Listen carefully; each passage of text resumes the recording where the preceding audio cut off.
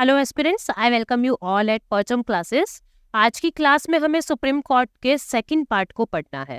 पहले हम लोगों ने सुप्रीम कोर्ट की हिस्ट्री देखा था, चारों जजेस केस कौन कौन से थे उनके बारे में जाना था। आज की क्लास में हम देखेंगे सुप्रीम कोर्ट का सिलेक्शन, सुप्रीम कोर्ट के जजेस हैं उनको ओथ कौन दिलवाता है, उनका टेन्योर क्या होता है, उनको रिमूव कैसे किया जाता है, उनकी सैलरी अलाउंसेस और उनकी जुरिस्डिक्शन कहाँ तक होती है, कौन कौन सी पावर सुप्रीम कोर्ट के पास होती है। ये सारी चीजें हमें आज की क्लास में डिस्कस करनी है। ठीक है, तो आगे बढ़ने से पहले करंट अफेयर रफ्तार के बारे में आप में से बहुत सारे स्टूडेंट्स जानते ही हैं। करंट अफेयर रफ्तार हमारा एक नया इनिशिएटिव है जो परचम क्लासेस पे आपको अवेलेबल होगा। ये एक ऐसी पीडीएफ है जिसके अंदर जनवरी 2023 से जून 2023 तक की सारी करंट अफेयर्स की हेडलाइंस आपको एक जगह पे मिल जाएगी। ये सारी थीम्स हैं, इन थीम्स के हिसाब से आपको हेडलाइंस मिलेंगी और आप अपनी रिवीजन को बहुत फास्ट कर सकते हो, करंट अफेयर की रिवीजन को बहुत फास्ट कर सकते हो इस इनिशिएटिव से। परचम क्लासेस पे आपको इस ऐप पर आपको हमारी सारी पीडीएफ्स इसकी मिल जाएंगी, आप लोग परचेज कर सकते हो। कुछ कोर्सेज चल रहे हैं, एसएससी जनरल अवेयरनेस का कोर्स, एसएससी इकोनॉमी का कोर्स, एसएससी पॉलिटी का कोर्स। सभी कोर्स ऑलरेडी बहुत कम प्राइसेस पे चल रहे हैं, आपको कोई कूपन कोड नहीं लगाना है। इसके अंदर आप लोगों को बिल्कुल बेसिक से तैयारी करवाई जा रही है और हाई लेवल तक की तैयारी आप लोगों को करवाई जा रही है। आपको इसके अंदर सारी जो वीडियोस हैं वो रिकॉर्डेड फॉर्मेट में मिलेंगी, ठीक है, ताकि आपका एक भी मिनट वेस्ट ना हो और आप अपनी कन्वीनियंस के हिसाब से अपने हिसाब से कौन सा टॉपिक पहले देखना है, कौन सा टॉपिक बाद में देखना है, आप उसको मैनेज कर सके। तो अभी हम अपने टॉपिक को शुरू करते हैं, दैट इज क्वालिफिकेशन ऑफ जजेस।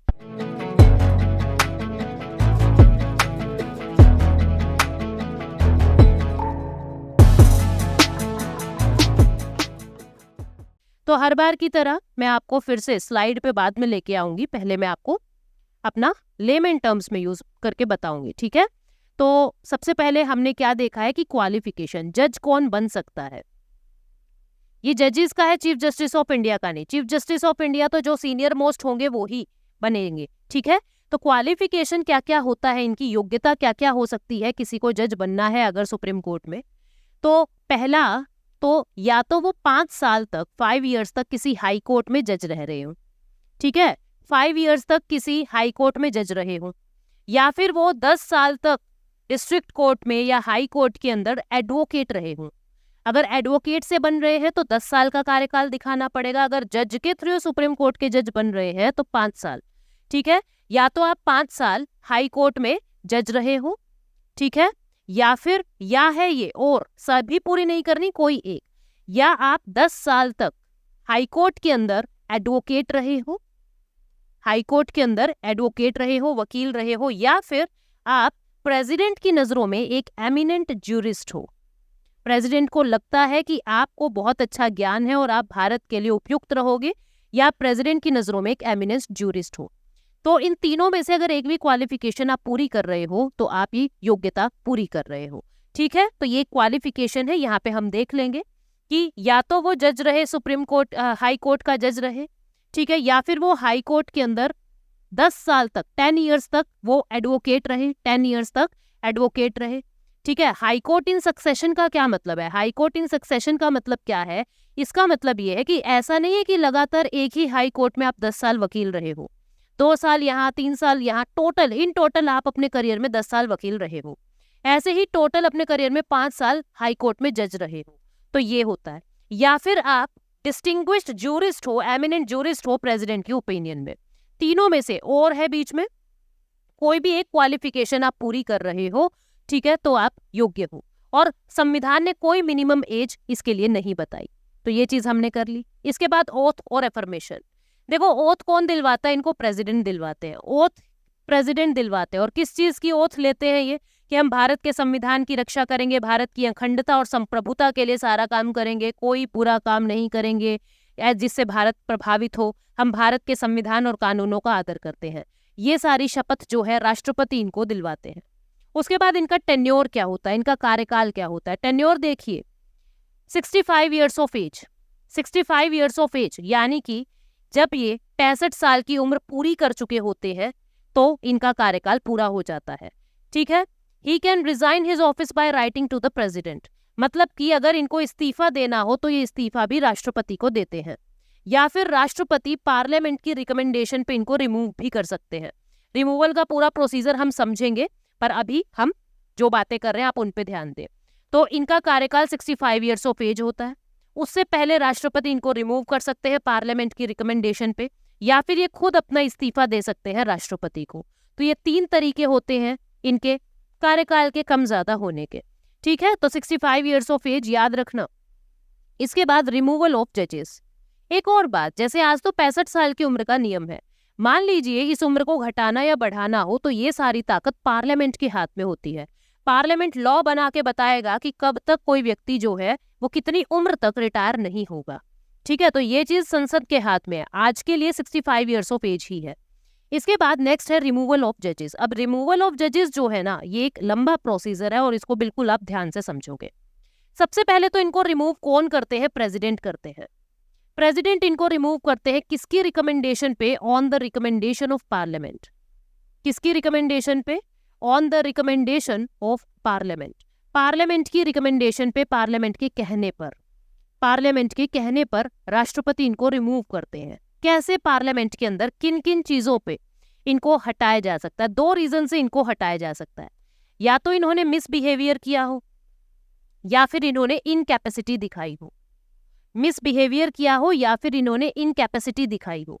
ठीक है भाई, मैं अयोग्य हूं ऐसा कुछ शो किया हो, या फिर इन्होंने मिसबिहेव किया हो। आज तक केवल एक ही जस्टिस रामास्वामी के अगेंस्ट जो है ये हटाने का, रिमूवल का प्रोसीजर शुरू हुआ है, लेकिन वो भी पूरा नहीं हो सका था। मतलब कि स्टार्टिंग केवल एक ही जज के लिए आज तक हुई है, अदरवाइज कोई भी जज जो है वो रिमूव हुए ही नहीं है। रिमूव वो भी नहीं हुए थे क्योंकि उतनी जितनी वोट की जरूरत है वो मिली ही नहीं थी। लोकसभा में वो बिल पास ही नहीं हो सका था क्योंकि बहुत हाई वोट्स चाहिए, हम अभी देखेंगे। लेकिन एकमात्र ऐसे जज जस्टिस रामास्वामी है जिनके खिलाफ इस तरीके के रिमूवल की प्रोसीजर शुरू हुई थी, पर हटे वो भी नहीं थे। अब मिसबिहेवियर और इनकैपेसिटी को कैसे प्रूव किया जाता है वो समझिए। देखो, लोकसभा से अगर ये प्रोसेस शुरू हो रहा है, ये राज्यसभा से भी प्रोसेस शुरू हो सकता है। मैं मान रही हूं लोकसभा से प्रोसेस शुरू हो रहा है। लोकसभा के कोई भी 100 मेंबर्स इन रिटर्न कि हमको इस जज को हटाना है, स्पीकर को अपना ज्ञापन सौंपेंगे। अब स्पीकर में एक्सेप्ट और रिफ्यूज इट। स्पीकर एक्सेप्ट भी कर सकता है और रिफ्यूज भी कर सकता है। मान लीजिए स्पीकर ने एक्सेप्ट कर लिया। अब स्पीकर क्या करेंगे? एक कमेटी बिठाएंगे। उस कमेटी में कौन होंगे? एक तो चीफ जस्टिस ऑफ इंडिया होंगे, और कौन होंगे? हाई कोर्ट के जज होंगे, और कौन होंगे? कोई एमिनेंट ज्यूरिस्ट होगा जिसको ज्ञान है, एमिनेंट ज्यूरिस्ट होगा।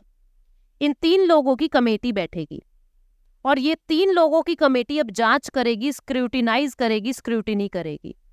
ठीक है, जांच करेगी कि भाई ठीक हो नहीं हो, जजेस ने कुछ गलती की है या नहीं की है। ठीक है, ये गिल्टी है या नहीं है, इस चीज को चेक करेंगे।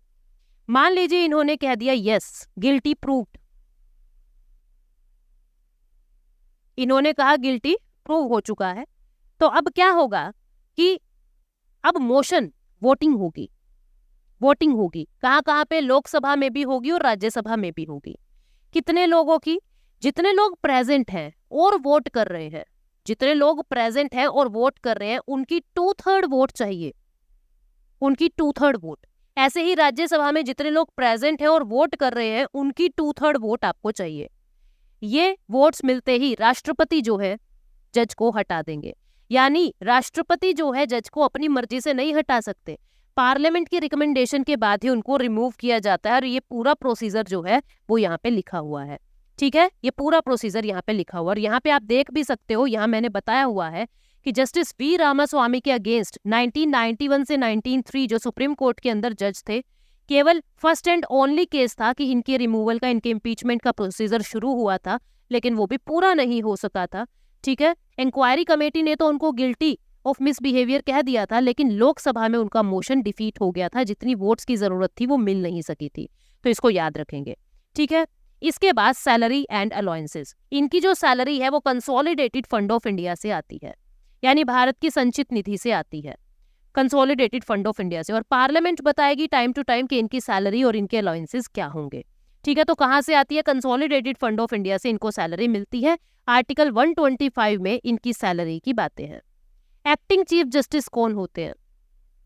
किसी भी जज को, सुप्रीम कोर्ट के किसी भी जज को राष्ट्रपति एक्टिंग चीफ जस्टिस बना सकते हैं। मान लीजिए चीफ जस्टिस अपने पद पे नहीं है, तो राष्ट्रपति अपने हिसाब से किसी भी जज को, सुप्रीम कोर्ट के जज को, जो ऑब्वियस है चीफ जस्टिस बना रहे हैं तो उनके एक्सपीरियंस का, उनके इमोशंस का, उनकी सोच का, इन सब का ध्यान लिया रखा जाता है।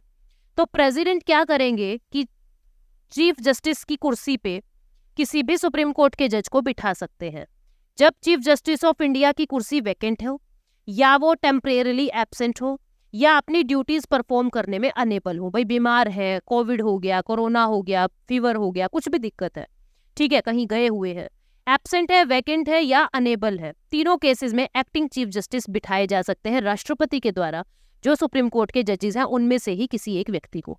इसके बाद अब इनकी जुरिस्डिक्शन की बात करते हैं हम, यानी कि इनके पास क्या क्या पावर है। सबसे पहले जुरिस्डिक्शन शब्द का मतलब समझिए। जुरिस्डिक्शन का मतलब होता है क्षेत्राधिकार, क्षेत्र का अधिकार, कितने एरिया के अंदर इनका रूल चलता है और किन किन सेक्शंस में रूल चलता है और कौन कौन सी ऐसी केसेस हैं जिनके अंदर ये अपनी सजा वगैरह सुना सकते हैं।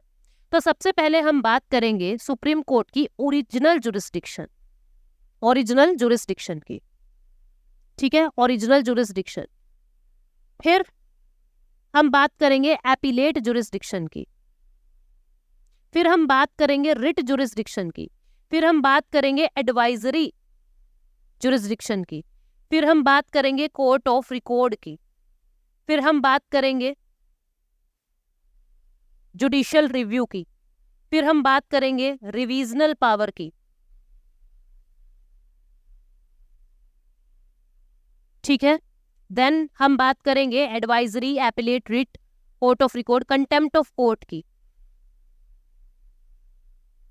ये सारी बातें हमें सुप्रीम कोर्ट से रिलेटेड करनी है। फिर अदर फंक्शन आ जाएंगे और छोटे मोटे क्या फंक्शन इनके पास होते हैं।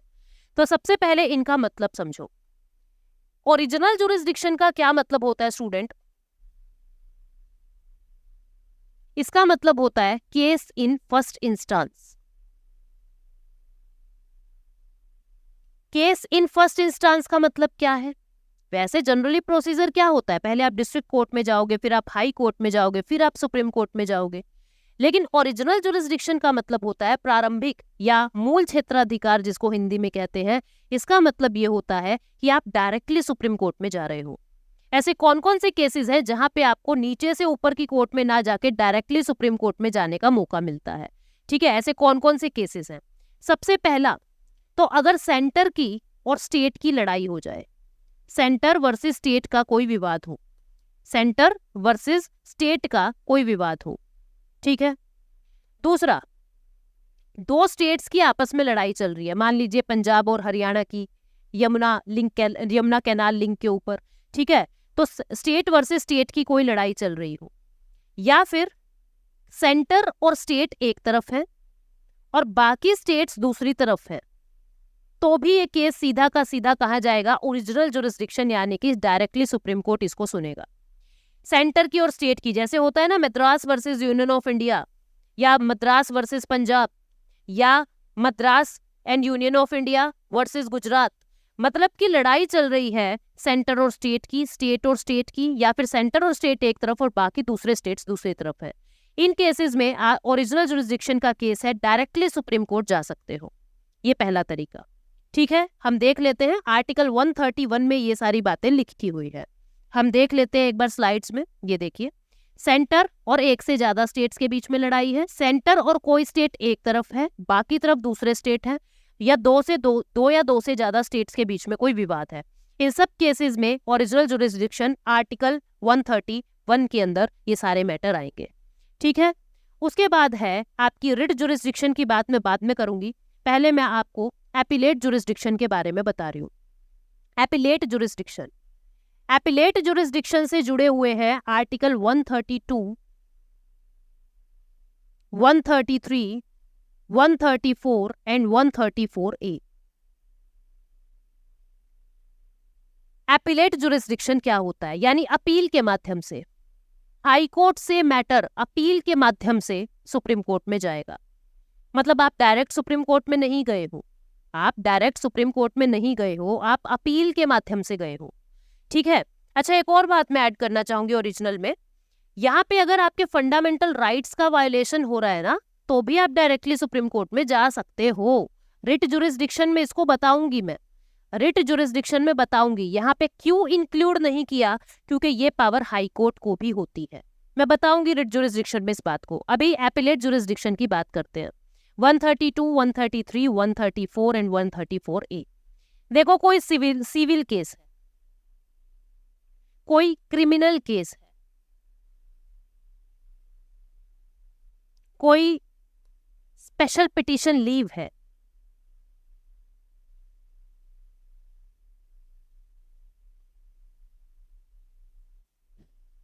ठीक है। इन केसेस के अंदर आप अपील के माध्यम से सुप्रीम कोर्ट जाते हो। आपका मैटर हाई कोर्ट में चल रहा था, कोई सिविल केस चल रहा है, विवाह संबंधित, तलाक संबंधित कोई केस है, सिविल केस है, और हाई कोर्ट से ये मैटर सुप्रीम कोर्ट में अपील के माध्यम से जा रहा है। आपने अपील लगाई है कि प्लीज मुझे सुप्रीम कोर्ट में सुनवाई का मौका मिले। ऐसे ही कोई क्रिमिनल केस है। अब ऐसे नहीं है 5 रुपए की चॉकलेट चोरी कर ली तो क्रिमिनल केस सुप्रीम कोर्ट पहुंच जाएगा। क्लासिफिकेशन होता है कि कितने लेवल के जो केसेस है वो सुप्रीम कोर्ट आएंगे, ठीक है। तो क्रिमिनल केस के अंदर फिर आप अपील के माध्यम से सुप्रीम कोर्ट जा रहे हो। अब हम जैसे साधारण लोग किस तरीके से सुप्रीम कोर्ट पहुंच सकते हैं? 2 तरीके से। एक तो special petition leave. Special petition leave article 134A में है। इसमें क्या होता है, ध्यान से समझोगे, बहुत इंपॉर्टेंट है। इसमें हाई कोर्ट एक पिटीशन लगा के देती है कि इस केस को प्लीज आप सुनिए सुप्रीम कोर्ट, इस केस को आप सुनिए, ये मेरे हिसाब से सुप्रीम कोर्ट को सुनने लायक केस है। मतलब कि हाई कोर्ट को लग रहा है कि ये जजमेंट मैं ना देके अगर ये मैटर सुप्रीम कोर्ट में रेफर कर दूं तो मैटर सुप्रीम कोर्ट में चला जाएगा आपका। दूसरा तरीका क्या है, इसमें क्या होता है, इसमें जो आपका जो एडवोकेट है, जो आपने वकील किया हुआ है, वो आपके केस में 2 चीज प्रूव कर दे, 2 थिंग्स प्रूव कर दे, दोनों में से कोई भी एक चीज। या तो या लिखा है और, या तो आपका जो मैटर है वो जनरल पब्लिक इंपॉर्टेंस से जुड़ा हुआ है। भाई उससे सिर्फ आप प्रभावित नहीं होगे, उससे बहुत सारे और लोग प्रभावित होंगे। जैसे ट्रिपल तलाक सिविल केस है, अपील के माध्यम से कैसे गया? भाई यहाँ पे पूरी महिला जाति जो है, मुस्लिम महिला जाति पूरी प्रभावित हो रही है, यानी जनरल पब्लिक इंपॉर्टेंस की कोई बात थी। या फिर फंडामेंटल राइट से जुड़ी हुई आपकी कोई बात है, मौलिक अधिकारों से जुड़ी हुई बात है, या फिर आपकी जो बात है वो कॉन्स्टिट्यूशन इंटरप्रिटेशन से रिलेटेड है, कॉन्स्टिट्यूशन इंटरप्रिटेशन से रिलेटेड है। फंडामेंटल राइट इसी के अंदर इंक्लूड हो जाएंगे, तो हम अलग से इसको नहीं लिख रहे हैं, ठीक है। भाई हमको कोई बात समझ नहीं आई, फॉर एग्जाम्पल हमने जजेस केस समझे, वहां पे शब्द था कि president chief justice of India से कंसल्ट करेगा। हम इस कंसल्ट शब्द को समझ नहीं पा रहे हैं, तो यानी कॉन्स्टिट्यूशन के इंटरप्रिटेशन की जरूरत है। तो फाइनल इंटरप्रेटर सुप्रीम कोर्ट बताएगा कि वो संविधान क्या कहना चाह रहा है, इसका मतलब क्या है। तो ऐसे केसेस भी आपके सुप्रीम कोर्ट में जाएंगे, ठीक है। तो एक तो हाई कोर्ट की एप्लीकेशन से जाएगा आपका मैटर, कि हाई कोर्ट जब कह दे कि ये मैटर सुप्रीम कोर्ट जाएगा। दूसरा, स्पेशल पिटीशन लीव के अंदर क्या होगा, जब आपका वकील या तो आपके केस में प्रूव कर दे कि ये जनरल पब्लिक इंपॉर्टेंस का केस है, या फिर ये कॉन्स्टिट्यूशन इंटरप्रिटेशन से रिलेटेड कोई केस है, तो उस केस के अंदर भी आपका मैटर सुप्रीम कोर्ट चला जाएगा। तो अपील के माध्यम से इस तरीके से आप सुप्रीम कोर्ट जा सकते हो।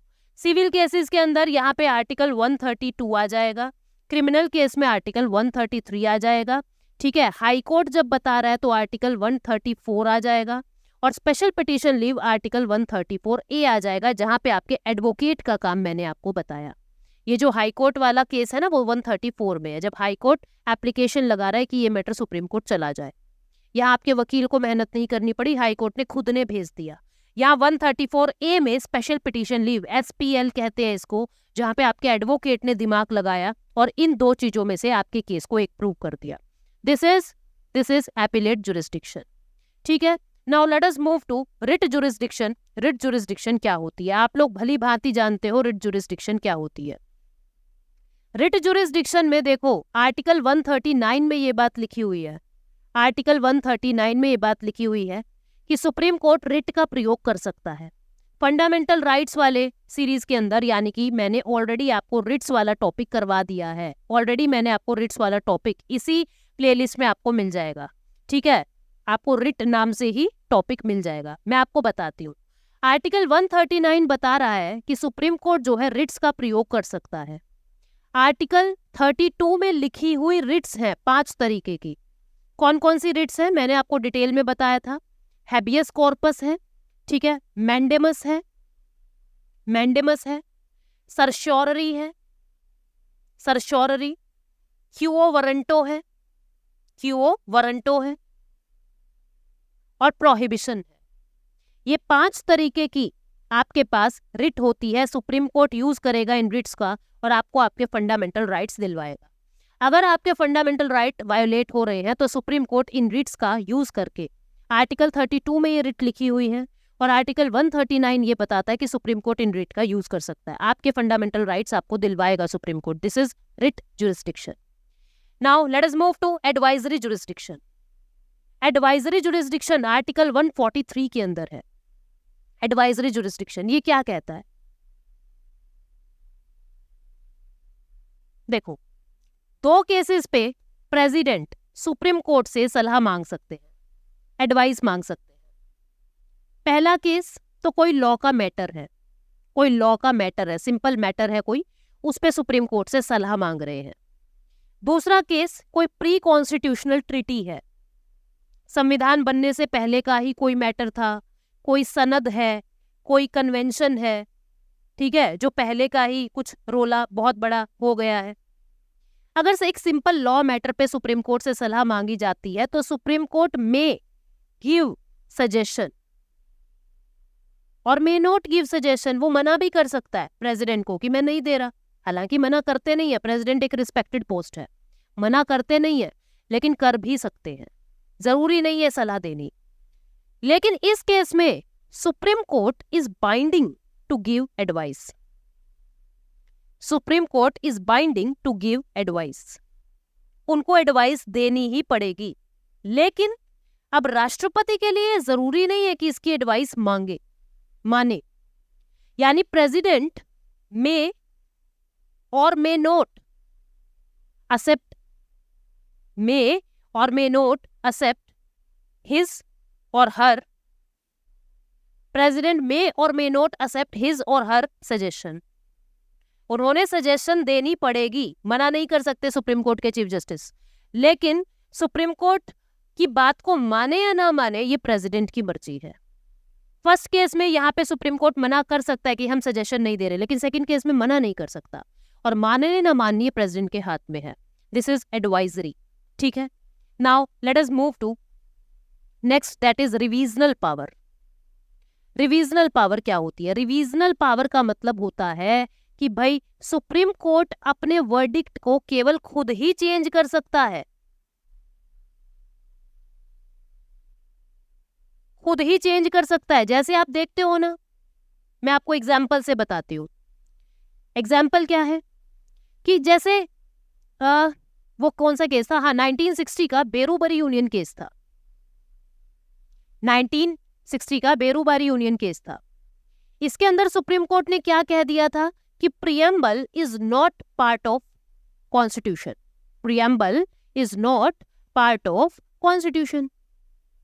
अब इनकी बात को रिजेक्ट करने का ताकत किसी के पास भी नहीं है भारत में। इनकी बात को अगर रिव्यू करना हो तो ये खुद ही करेंगे, रिवाइज खुद ही करेंगे। 1973 केशवानंद भारती केस, 1973 में इन्होंने ये कह दिया कि नो, हम अपनी पुरानी बात को खत्म करते हैं, preamble is part of constitution. यानी इनकी बात को बदलने का हक सिर्फ सुप्रीम कोर्ट को ही है। दिस इज रिवीजनल पावर, ठीक है। आपको रिवीजनल पावर समझ आ गई। उसके बाद मैं आपको कंटेम्प्ट ऑफ कोर्ट के बारे में बताती हूँ। कंटेम्प्ट ऑफ कोर्ट से पहले मैं कोर्ट ऑफ रिकॉर्ड बताना चाहूंगी। Court of record, article 129। Court of record क्या होता है? कोर्ट ऑफ रिकॉर्ड के अंदर होता है स्टूडेंट्स कि इनका जो केस है, जो ये वर्डिक्ट सुनाते हैं, जो डिसीजन ये सुनाते हैं, वो डिसीजन एक लॉ की तरह एक कानून की तरह पूरे भारत में लागू हो जाएगी, पूरे भारत में लागू हो जाएगी। ठीक है। दूसरा, जो भी डिसीजन इन्होंने सुनाया है वो हमेशा एक रिकॉर्ड के तौर पे यूज की जाएगी और बार बार फर्दर केसेस के अंदर उसको यूज किया जा सकता है, एक जजमेंट की तरह, एक कानून की तरह। जैसे केशवानंद भारती केस के अंदर सुप्रीम कोर्ट ने कहा कि बेसिक स्ट्रक्चर का आप हनन नहीं कर सकते, बेसिक स्ट्रक्चर ऑफ कॉन्स्टिट्यूशन को आप छेड़ नहीं सकते, वायलेट नहीं कर सकते, वो आपको मेंटेन करके रखना पड़ेगा। अब इन फ्यूचर जितने भी केसेस आए, हर केस के अंदर हमने यही कहा कि जैसे केशवानंद भारती केस में सुप्रीम कोर्ट ने कहा है आप बेसिक स्ट्रक्चर को छेड़ नहीं सकते, जब भी इन फ्यूचर अब कोई अमेंडमेंट की बात आती है तो हम बेसिक स्ट्रक्चर का जिक्र करते हैं, जबकि वो केशवानंद भारती केस में उन्होंने कहा था। तो वो जो भी बात जिस भी केस में कहते हैं, एक तो वो खुद ही उसको चेंज कर सकते हैं, पहली चीज रिविजनल पावर सिर्फ उनके पास है, और दूसरी चीज जो सुप्रीम कोर्ट है वो क्या कर सकते हैं, सुप्रीम कोर्ट की जो भी शब्द है पूरे भारत में लागू होंगे। ठीक है। दूसरा, पूरे भारत में लागू के साथ साथ उनकी सभी बातें एक रिकॉर्ड की तरह रजिस्टर की जा रही है, और जितने भी फर्दर केसेस आएंगे वहां पे एक कानून की तरह, एक लॉ की तरह उसको यूज किया जाता है। This is the meaning of court of record. तो बहुत सारी बातें मैंने आपको बता दी बहुत शॉर्ट में, है ना। क्रक्स यही है इन स्लाइड्स का, पढ़ भी सकते हो, मैं हट जाती हूँ। ठीक है। 139 में हमने देखा रिट्स जारी करने की ताकत, 138 में, अच्छा 138 की एक और बात मैं अभी आपको बताऊंगी स्लाइड के बारे में। एपेलेट जुरिस्डिक्शन कॉन्स्टिट्यूशनल मैटर में, सिविल मैटर में, क्रिमिनल मैटर में, और स्पेशल लीव वो मैंने आपको बता दिया। देन स्पेशल लीव पिटीशन क्या होता है ये बताया, हाई कोर्ट का सर्टिफिकेशन क्या होता है बताया, एडवाइजरी जुरिस्डिक्शन क्या होता है ये बताया। ठीक है। रिविजनल पावर क्या है ये मैंने आपको बताया, ये आर्टिकल 137 में है। एक बार बस आप पढ़ लोगे इन स्लाइड्स को तो आपको और ज्यादा क्लैरिटी मिल जाएगी। मीनिंग मैंने आपको समझा दिया है। कोर्ट ऑफ रिकॉर्ड क्या होता है ये बता दिया। एक तो इसका मतलब होता है परपिचुटी, परपिचुटी का मतलब है अब ये तमाम जिंदगी तक जो सुप्रीम कोर्ट के शब्द हैं वो कानून की तरह छप गए हैं और आने वाले फर्दर केसेस में उनको यूज किया जाएगा, इसका मतलब है परपिचुटी, हमेशा रहेंगे। दूसरा होता है contempt of court. Contempt of court का मतलब क्या है, आप सुप्रीम कोर्ट की अवहेलना नहीं कर सकते, आप सुप्रीम कोर्ट को अवमानना, उनकी बातों को आप नकार नहीं सकते। दो तरीके के सिविल कंटेम्प्ट होता है और क्रिमिनल कंटेम्प्ट होता है। सिविल में क्या होता है, आप कोर्ट को विलफुली डिसओबीडियंस कर रहे हो, जानबूझ के। कोर्ट ने कहा आपको पहुंचना है इतने बजे इतनी तारीख को, आप नहीं पहुंच रहे, जानबूझ के नहीं पहुंचेगी, बुला ले, किसको बुलाएगा, मैं तो नहीं आता। ठीक है। तो ये सुप्रीम कोर्ट, आप ऐसा नहीं कर सकते सुप्रीम कोर्ट के साथ। ठीक है। ये कंटेम्प्ट ऑफ कोर्ट में आएगा, आप पे फाइन लगेगा, आपको सजा मिलेगी। क्रिमिनल में क्या होता है, आप जुडिशरी की प्रोसेस को ऑब्स्ट्रक्ट कर रहे हो, गलत गवाह देके, या फिर आपकी सुनवाई हो रही है, आपका फोन बज रहा है मजिस्ट्रेट के सामने, ये भी क्रिमिनल कंटेम्प्ट ऑफ कोर्ट में आता है, आप उनके काम में बाधा डाल रहे हो। ठीक है। तो ये क्रिमिनल कंटेम्प्ट ऑफ कोर्ट, ये दोनों ही चीजें कोर्ट ऑफ रिकॉर्ड के अंदर आएंगी। ठीक, ये सब बातें मैंने आपको बता दी। जुडिशियल रिव्यू आर्टिकल 13 में मैंने आपको बताया था कि कोई भी कानून जब बनता है तो जुडिशरी उसको चेक करता है। क्या चेक करता है जुडिशरी? यही चेक करता है कि ये जो लॉ बना है ये लॉ कॉन्स्टिट्यूशन के अकॉर्डिंग है या नहीं है, ये हमारे फंडामेंटल राइट्स को तो वायलेट नहीं कर रहा। तो जुडिशियल रिव्यू की ताकत सुप्रीम कोर्ट के अंदर होती है। ठीक है। और कौन कौन सी पावर है? यूपीएससी के चेयरमैन और उनके मेंबर्स को इंक्वायरी करना कि उन्होंने कुछ मिसबिहेव तो नहीं किया। प्रेसिडेंट और वाइस प्रेसिडेंट के इलेक्शन में कोई डिस्प्यूट हो जाए, पॉइंट नंबर ए, तो ये ही सॉल्व करेंगे। यूपीएससी के चेयरमैन और मेंबर्स को गिल्टी प्रूव करना है नहीं करना है, कुछ केस हुआ है नहीं हुआ है, मिसबिहेवियर किया है नहीं किया है, सारी जांच यही करते हैं। खुद की जजमेंट, खुद के ऑर्डर को रिव्यू करने की ताकत इन्हीं के पास है। ठीक है। ये सब बातें हम लोग कर चुके हैं। अब एक आर्टिकल 138 क्या कह रहा था वो बीच में हमने छोड़ दिया था। आर्टिकल 138 कह रहा है enlargement of jurisdiction. Enlargement of jurisdiction का क्या मतलब है? कभी कभी क्या होता है, सुप्रीम कोर्ट के पास जो केसेस हैं वो तो है, इसमें दो चीजें हैं। पहली चीज तो ये हाई कोर्ट के केस को खुद के पास ट्रांसफर करवा सकते हैं कि ये केस तुम हमें दे दो, हम सॉल्व करेंगे। पहला तो ये अपने जुरिस्डिक्शन को एनलार्ज कर दिया। दूसरा, पार्लियामेंट कानून बना के, पार्लियामेंट बाय लॉ कानून बना के सुप्रीम कोर्ट को कह सकती है कि ये काम भी तुम्हें ही करना है। अभी तक जितने काम तुम्हारे पास थे तुम कर रहे हो, अच्छा कर रहे हो, लेकिन अब जो काम हम दे रहे हैं ये भी तुम्हें ही करना है, ये हम आज से रूल बना रहे हैं। तो ये एनलार्जमेंट, उनकी जुरिस्डिक्शन को एनलार्ज किया जा रहा है। तो ये पूरी सुप्रीम कोर्ट की पावर शॉर्ट में थी। अगर डिटेल में जाना है तो मैंने कोर्स में बहुत डिटेल में इनको बताया हुआ है, ठीक है। अब हम अपने क्वेश्चन ऑफ द डे पे आते हैं। आपको बताना है इनमें से कौन ओरिजिनल जुरिस्डिक्शन में नहीं आएगा, not come under original jurisdiction. Interstate water dispute, dispute between centre one and more, dispute between centre and one और more states, dispute between center and one or more states on one side and other state on another side, dispute between two or more state। आपको बताना है इनमें से कौन सा case जो है वो ओरिजिनल जुरिस्डिक्शन में नहीं आएगा। आई होप आप लोग इसका आंसर सही करोगे। फ्यूचर में मिलते हैं कुछ नए टॉपिक्स के साथ। Thank you so much, take care, bye bye.